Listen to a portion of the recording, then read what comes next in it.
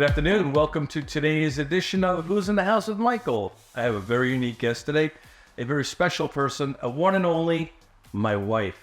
This is Patricia Louise Coyle Sarrantino. And there's a reason I'll come back to that, why we said that. So welcome to our show today. Hello. It's about time to have me on. Don't be all embarrassed and goofy. So why would I bring my wife on the show? Actually, she has a pretty interesting life. It's not quite as normal as mine. I'd like to kind of share that. So that's what we're going to do. So Derry City, Northern Ireland. Northern Ireland. And without being very specific, so we don't give away your age, this was late 60s during the time of Bloody Sunday. Right. So it was during what we call the Troubles. The Troubles. Back in the 70s. Right. When it was at the height of the rioting and the height of the civil upheaval that was going on there. The British Army had come in to, we thought, negotiate, but apparently, you know, the Irish Catholics were not the ones they wanted to negotiate with. Yep. The Irish Catholics were the ones they wanted to arrest and kind of pound on a little bit. And the IRA was very much involved. And Bloody Sunday was on the corner of my street. Well, that's what I wanted to get to is we're not just revealing some history that's close to home. We're revealing history at home while you're there. So literally, when we watch any historical video about Bloody Sunday, we're pointing at your church. We see the street you grew up on. We know the house where you are is right there. This all happened while you lived there in Derry with the Catholic Irish. That's who lives in Derry in Northern Ireland. And this is all going on. So very interesting setup. I would tell the audience, your house that you grew up in, how long was that house in your family? It was my great-grandmother's house. Then my grandmother and my uncle, their house. Well, it was my grandmother's house, but my uncle lived there as well. And my grandfather. And our family lived there as well. Right. So there was a couple of generations at the same time. Multi-generational. So think back. We're going back to a different style of living. Multi-generational home that stayed in the family. And imagine a little bit chaotic. It was normal to me. However, you know, in those days, you know, parents stayed with their children until the day they were gone. Right. The children took care of the parents, right. And that's how it was. And everybody lived with their grannies and their granddads. And so that's a warning to our children. We will be living with you till the day we pass. Now, this home that was built wasn't built in the 60s, that's for sure. We're talking about coal furnace. We're talking about a coal shed in the back. We're talking about not having indoor plumbing at one point early on, before you maybe?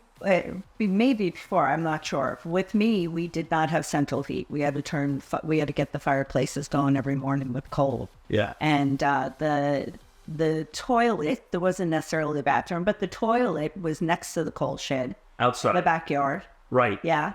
It wasn't an outhouse. It was a proper toilet. Yeah. But when we would bathe, we would go to Derry baths. And we so bathe. Let's go. The Derry baths. Derry, D-E-R-R-Y, Derry baths. A public bathhouse. How often did you go? Once a week, whether you needed it or not. Once a week. You hear that, Almaz Senior?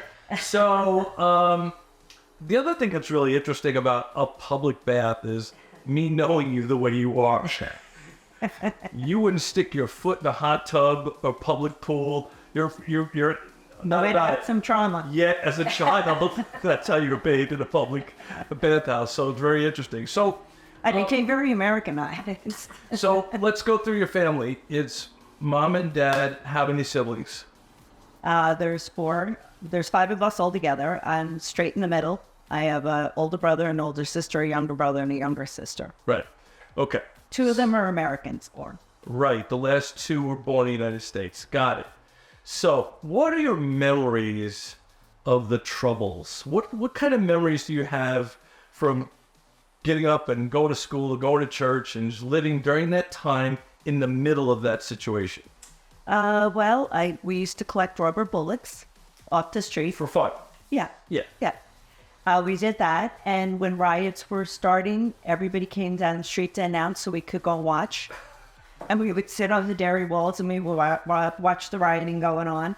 And the British Army always let us know there's a riot starting, somebody get in, everybody get in. Strangers would take you into their house and you'd have tea till it was over. And it was, I was never afraid. I never felt afraid. We went through checkout points everywhere because we couldn't go to the Protestant side. So soldiers with guns would jump on a bus or if you're passing through a checkpoint to make sure you weren't carrying bombs and things like that. Yeah. And that's a normal, everyday way of life. You didn't even think twice about it while growing up. But also the IRA would get on the public buses so everybody off and burn them. So there's a lot of burning buses outside my backyard. We'd watch that at night. It was like big bonfire. Which explains the music. If anybody's ever really gotten into Irish music and you listen to Irish folk music, it's all about fighting and war. It's kind of interesting. Like some of your childhood rhymes that you were told, lullabies that you would have had, if you look at them now as an adult, they're pretty aggressive, aren't they? I suppose, yeah. I suppose. Give me a lyric from one, just a short one. Just give me one. Just give us one. I know you have one. Oh, well, like what we would sing as kids, sitting on the swings? Yes. Armored cars and tanks and guns came to take away our sons. Every man would stand behind the man behind the wire. Now as a grown adult who's now lived in the United States most of your life, how would you feel about your children having that experience of singing those kinds of songs? Teaches you how to persevere. It would freak you out. It would freak me out. I was a bit of a helicopter parent with that. I know. So, okay. So, what kind of work did your mom, dad do? My mother, when you were in Ireland. Yeah. Well, my mother worked as a seamstress. She worked in a factory. My father was a full-time musician. Actually, his agent brought the band over to America, so he came to America before we did. So the agent put him on a very famous TV show back in the day called The Jack Parr Show, which eventually became The Tonight Show with Johnny Carson. Well, The Jack Parr Show, they were supposed to do The Jack Parr Show, and they couldn't do The Jack Parr Show. And my mother never forgave him for it. So he did Merv Griffin, he did other ones, but Jack Parr, they called for a last minute to come on, and they had some other gig to play. And and my mother never let him live it down. I'm sure. She's probably still complain about it. And so your father played the drums in this band. What kind of music did the band play? It was, they were called the Irish Revolution. Yeah. And it was Irish folk, but then they expanded. They did Beatles. They did all the pop. Even when they were still in Ireland performing? Now when they were in Ireland, they did, big band music and that kind of They were a well-known band. This was a big well-known group in its day. Yeah. I believe they put out a couple of albums. A few. Yeah. Right. So that's really great stuff. How old were you when your father came over to America? I was a baby. You were a baby still? Remember. Okay. Baby, yeah. Okay. Yeah, then he came over. We first came over when I was 6, and then we went back. Yeah. When we first came over, we went to Paterson, New Jersey. So we went to a different war zone. Well, we're going to come to that. I want to go back to some really early trauma you had that may be the reason why you weren't really paying attention to bombs and guns blowing up all around your neighborhood. I mean, you did tell me in confidence on Bloody Sunday, you were woken up with glass on you from the windows blowing up in your house. No, that was a different time. That was another bomb that went off on my Different house. bomb. Okay. Yeah. So when you were born, you had some physical issues. Right. Right? So what happened when you were born? When did they notice that you had an issue going on? When I was about 18 months old, my mother was trying to get me to walk, and I kept just falling over to one side, so they tell me. And she took me to the doctor, and they didn't know what to do for me, and they ended up breaking my ankles and my knees. And let's just stop for a second. We're in Ireland. We're in the 60s. We are talking about, what do you call the medicine? The socialized medicine. And you had some sort of issue balancing and walking, and the doctor's solution was to break your bones. Yes. They broke your bones where? At the knees? And the ankles. And the ankles. Yes. And figuring they reset you to get you corrected, straight, whatever, right? Yes. So I presume they put you in a cast? No. Okay. They left me without a cast the first time. Why does that feel like that's bad? It wasn't good. Broken And- bones on purpose, so we're not going to Yeah. cast you. And then they had to break them again to get my legs to twist back to what they should look like. Ugh. And then they put me in a cast. So what kind of cast was this? It was a cast from my chest all the way down. It was a body cast To your to my ankles? toes. Oh my God. Yeah. Straight, like standing position. They had my legs kind of formed this way, kind of. Yeah, like so my knees out. how long were you in a cast like that? A couple of years, yeah. Would they continually recast you, or They did, I think, a couple of times. I know so my you were uncle. sleeping in this position? You're standing the whole Well, I time. didn't stand, yeah, but my uncle Connie, who was my father's brother, was the one who was very involved with. He was an my advocate for you, Yeah. and yeah. that was because your father probably was in the United States Yes. at the time. Uh-huh. A body cast for a long period of time. So going to the bathroom, getting showered. Yeah, it was a diaper that was stuffed up inside the cast. This just sounds more horrible as I ask the questions. Okay, so at some point the cast comes off, and what happens then? So then my mother decides she's going to take me to Lourdes in Why? France. Why?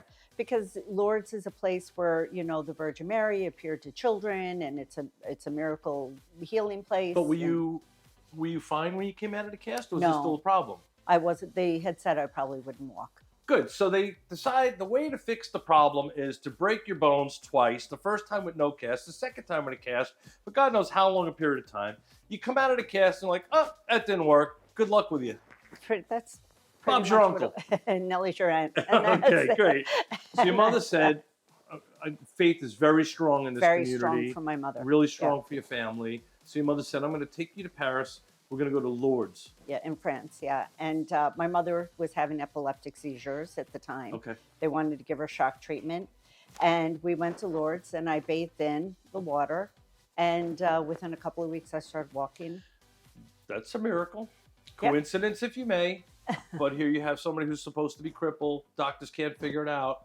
And suddenly you walk. And from there on forward, you had a normal life.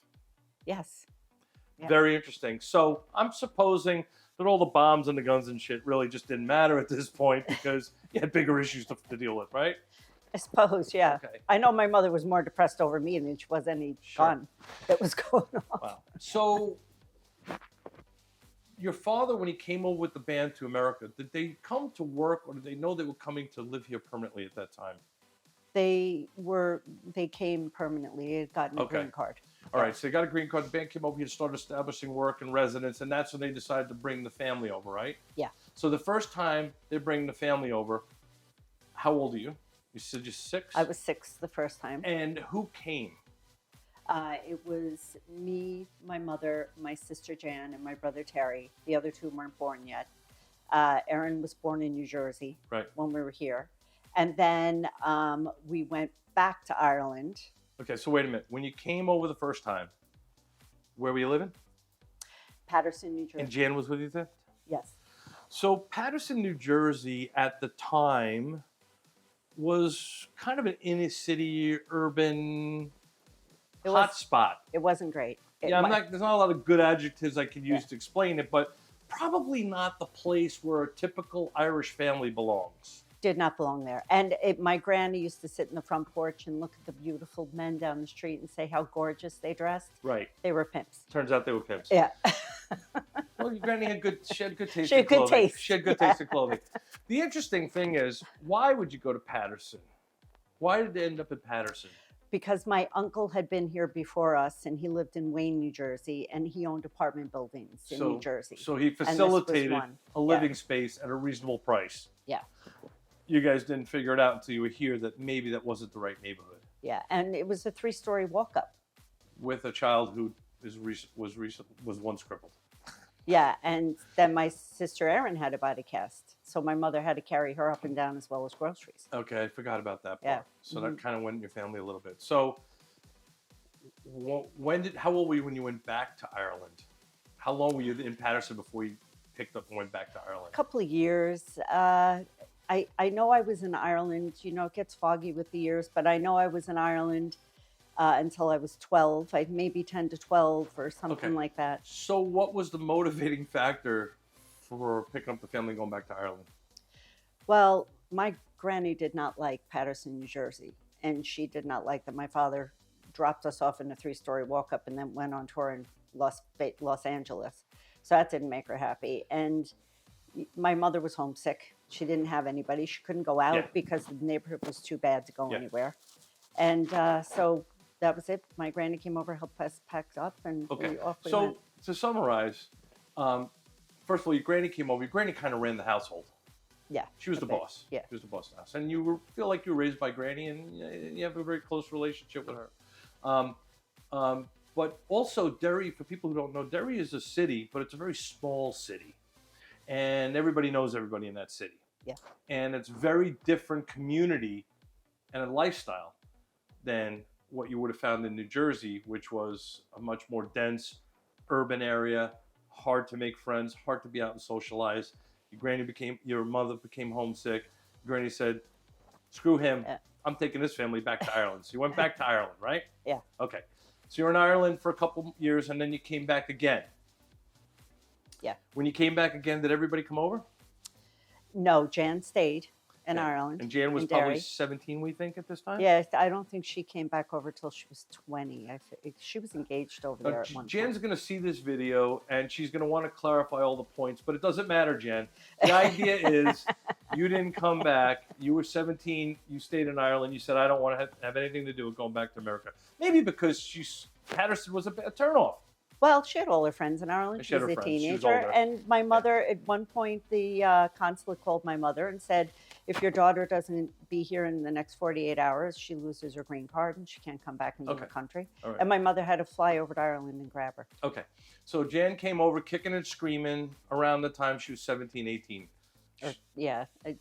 She did go to some high school here. Yeah. But yeah. Right. And so she left behind a lot of friends and potentially a future husband.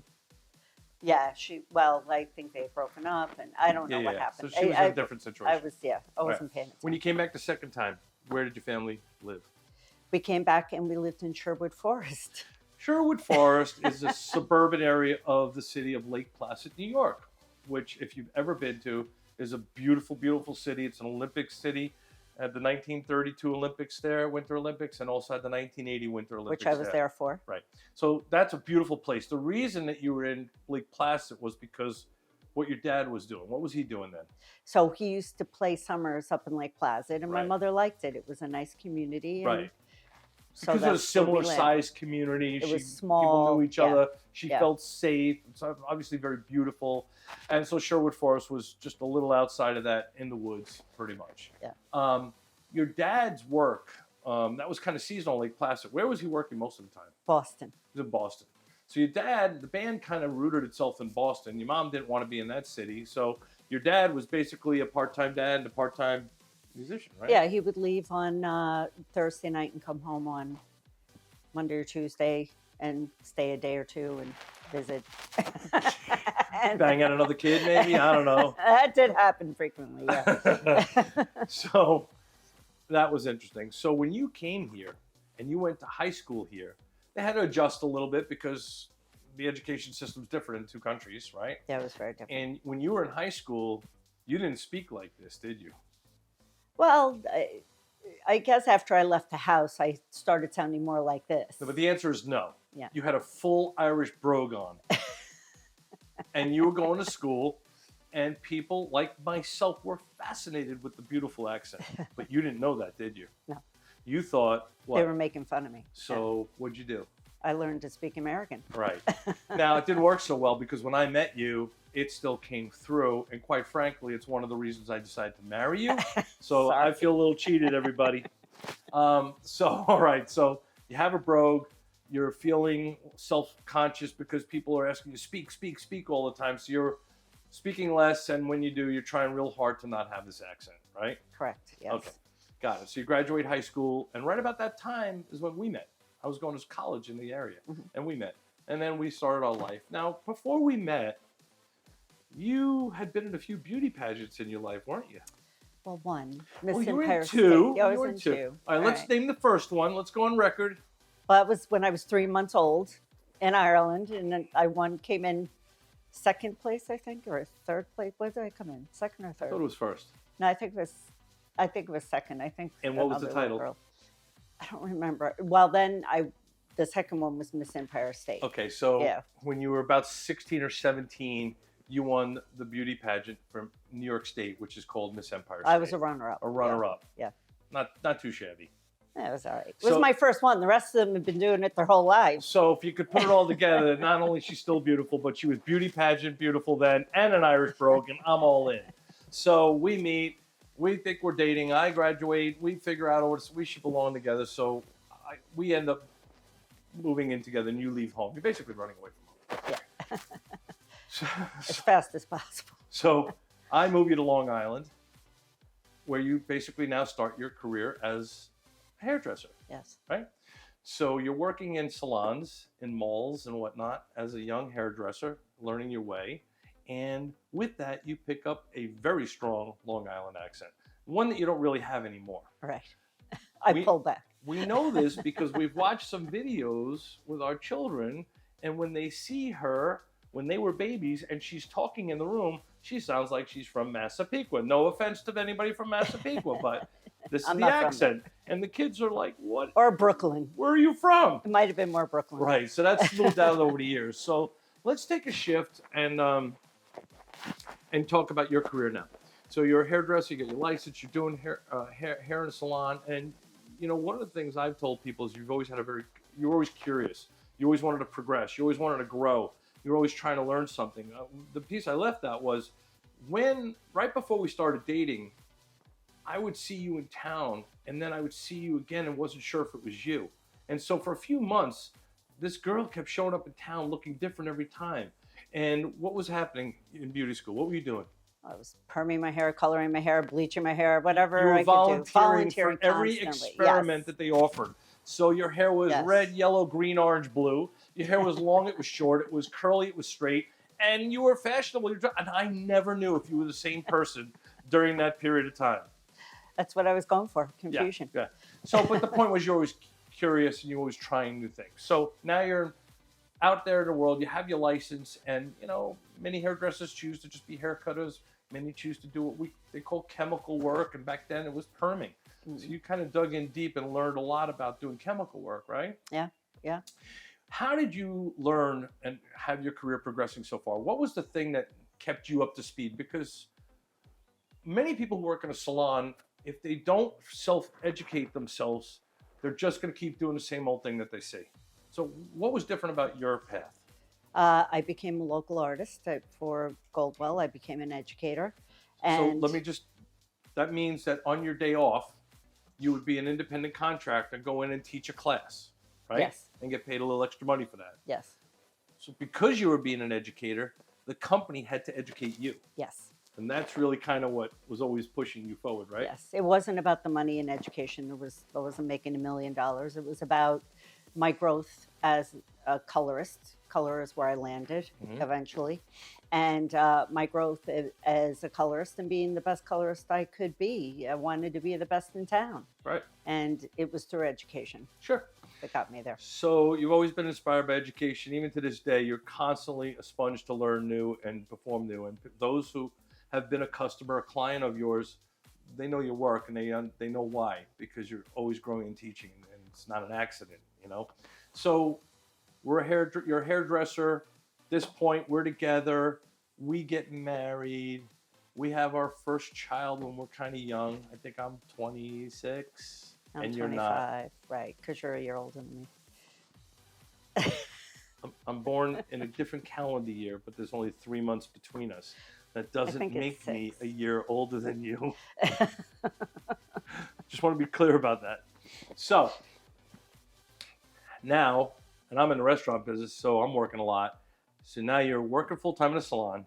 You're doing classes on your day off, and you're starting to raise a family. What was that like?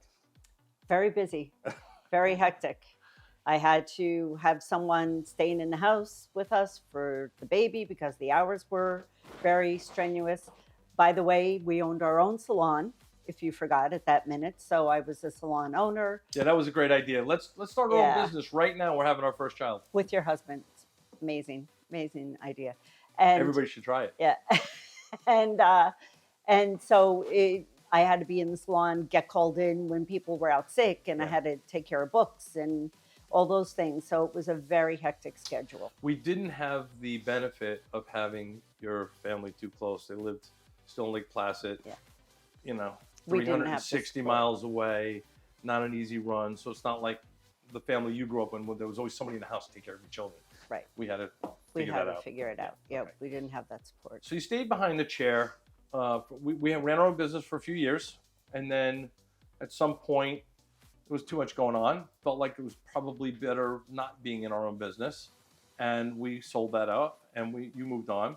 And you continued to grow your career. You grew your business. You continued to teach for Goldwell and do all those things. When did that change? And then I shifted to a different manufacturer. I started to work for Paul Mitchell and become an artist for them. And then within a few months of being a local artist for them, I became a corporate employee. Right. So now you go from working behind the chair and actually doing hair to a full-time position. I think what they call it then, was it a Regional color coordinator. So you were the regional color expert. So I guess the sales team would go in and sell and promise support from education. And that's where you would come in as the education and deliver, do classes and all kinds of events, right? Yes, yes. How long were you with Paul Mitchell? 15 years. 15 years. And not too long ago, you changed and you Yes. switched companies. Where are you now? Back to Goldwell. Came back to Goldwell. Full circle. Yeah, full circle. Here I am. Full circle. And you're still, and now you're running education, Yes, I'm a field education manager. which is basically the core of who you are. You've always been learning, now you're always teaching. And if anybody's ever done it, teaching is learning too. You learn more about it, you reinforce your own stuff when you're teaching other people, right? Always. Yeah. That's cool. So let's shift a little bit and go back and talk about your family in Lake Placid. Your dad played professional drums for a long time, even after the band broke up. And he was starting to get older. He's older than I am. I'm 60. He's older than I am, and he was still performing. And quite frankly, it's physical. It's a lot of work. Hauling your gear around, working late nights, weird schedules. What did your dad do after the band? What was he doing? What was he performing? Do you remember? After the band split Yeah. up, he started to do local shows in Lake Placid. They had a local theater. He had a little jazz band he played clubs with. And, he had quite a career. I mean, we have a picture of him in the living room playing with Lionel Hampton. I don't know. He had quite a career, and he just couldn't give it up until he started to lose his hearing. And he was 70? Oh, he was more than that because he graduated college at 68. Right. So And he when he was gave up his playing after drumming that. career, he was mid-70s? Yeah, he could have been Which closer is to kind 80. of crazy. It's a physical job. It's not... And the only reason why he gave it up is his hearing went. What? His hearing went. Good? Yeah. So your dad decides at the ripe age of 70-something, Yeah. I'm going to go back to school and start and learn something. No, earlier. He was in his 60s, and at 68, he graduated from college. And what did he study? Writing. Writing. Yes. Okay. So when he first started writing, what was he writing? He was writing articles for the newspaper and that kind of thing. And that's where he started. And then he dove deeper. And And one day you got a phone call from him and he said, what? I'm writing a novel. And you laughed. Well, no, I encouraged it. I had complete faith. However, my father was a history buff and everything was very history technical. Yeah. So when he sent me the novel to read it, I became a little intimidated because I thought it was going to be a history book and bore me to death. Right.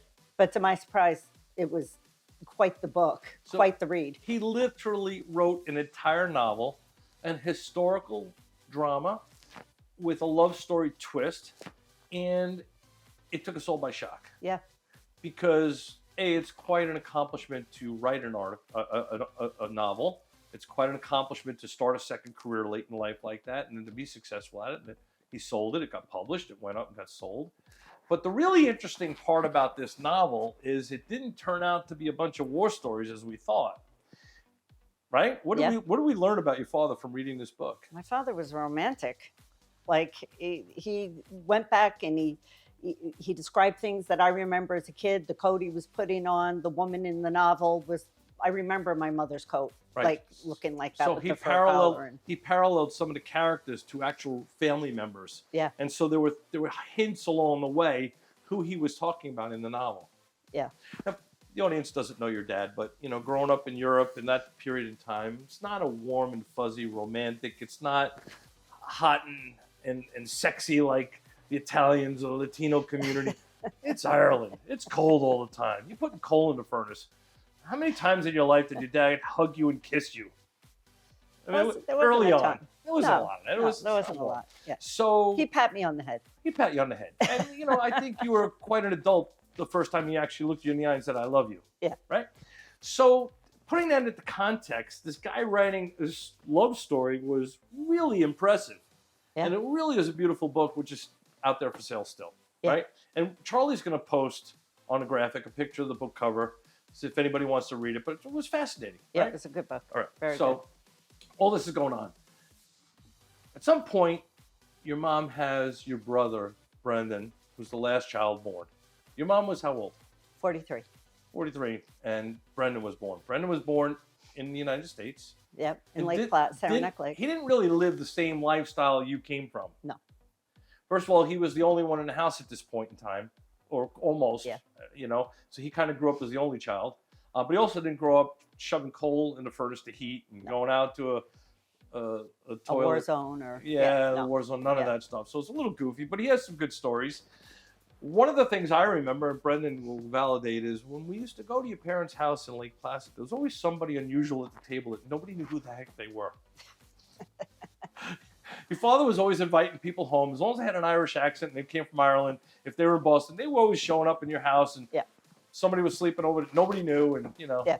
Oh yeah, there was plenty of people coming home because my father worked in Irish bars in Boston, and there was plenty of people who needed to get to Canada. Yeah. And by way of Lake Placid. Yeah. So we have so many great family stories. Your father actually turned out to be a very, very funny character, even though he wasn't trying. yeah, very funny. Just silly stories, and it all worked out well. And cheers to Jackie Coyle. So everybody knows you as Louise. What's your real name? Patricia Louise. And what was your mom's name? Elizabeth Claire. Okay. And she went by? Claire. And your sister Jan, what was her real name? Mary Elizabeth. And where did Jan come from? So my mother wanted people in Ireland to call her Lisa, the American pronunciation because she was Mary Elizabeth. So the short for Elizabeth is Lisa. And they were calling her Liza. And my mother didn't like it. So she just started calling her Jan. That's the story I got. Right. So it's very, very typical for Irish to name their children, but actually not use that name in life. Yeah. So that's kind of one of our fun family stories we have. So your entire audience is about to find out that you are known as, your real name is Patricia. Yeah. Didn't you once work in a hair salon that was fancy and they wanted to rename you? Trish. Yeah. And I left. That was my last day.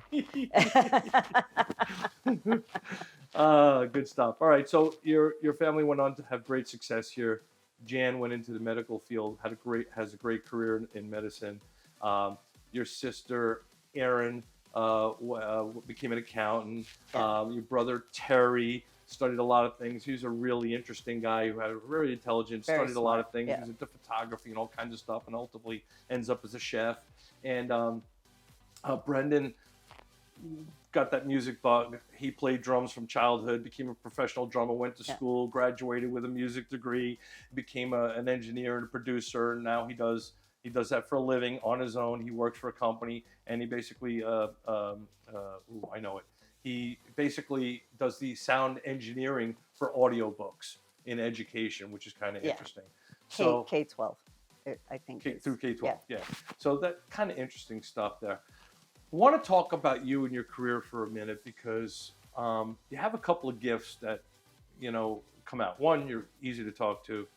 Two, you're comfortable talking to a group and teaching and presenting.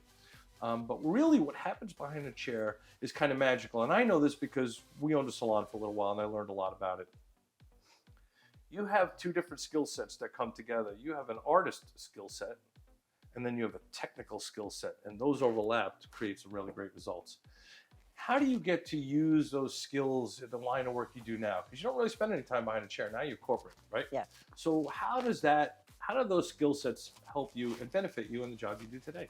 Well, I have to describe different color products. There's, ammonia-free products. There's ammonia products. What do they all do? Who you're going to use what on?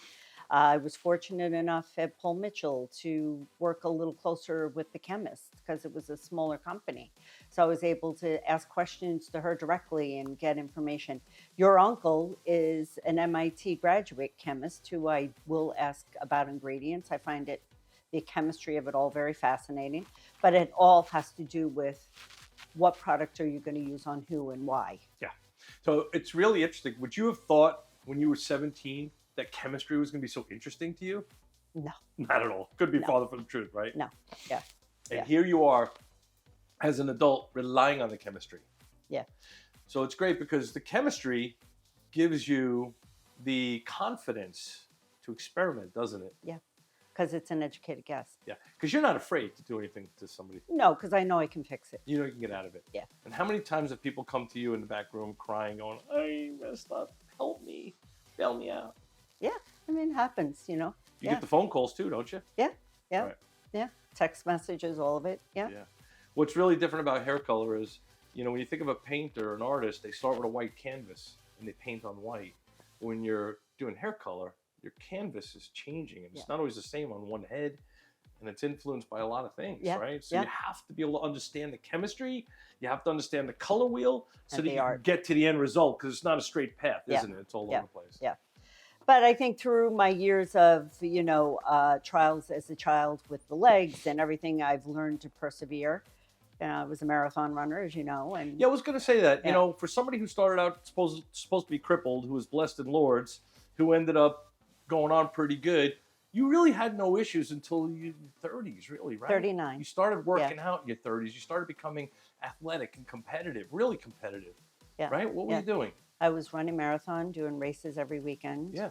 A lot of running. I would get together with my running club every Sunday and run 15 miles. Yeah, it was and, crazy.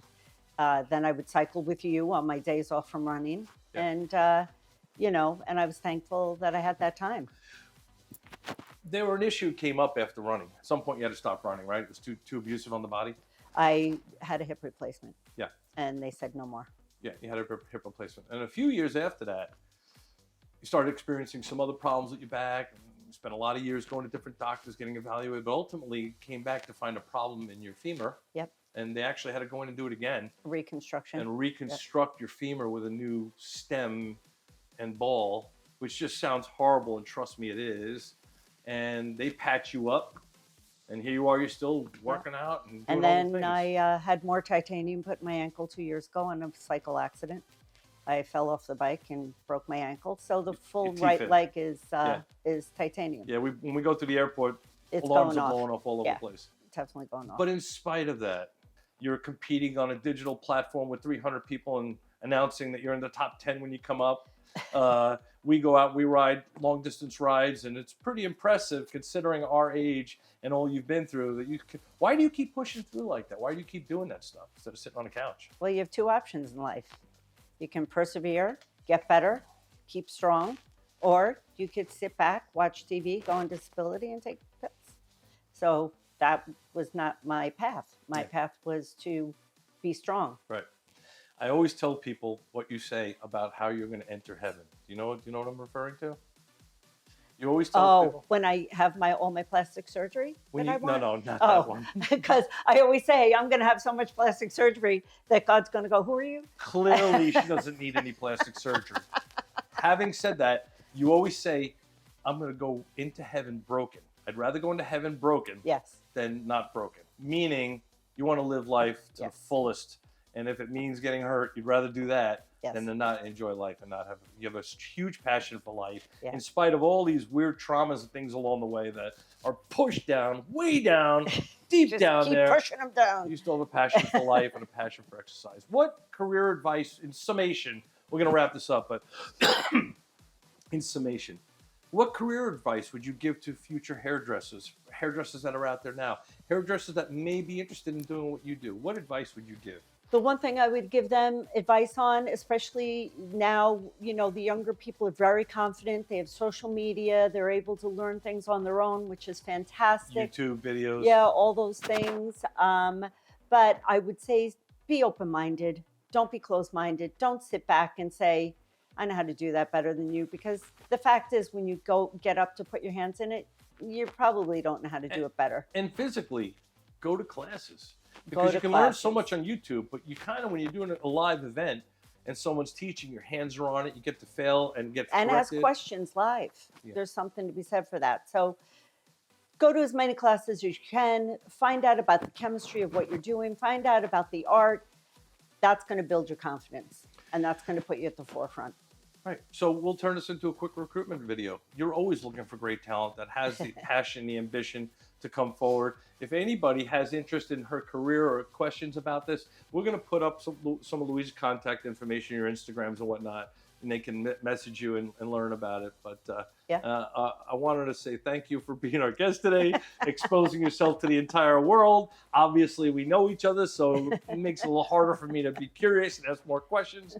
But these are the crazy stories I've grown up with my whole life. So thank you so much for joining us. And Who's in the House with Michael? And we'll see you all soon.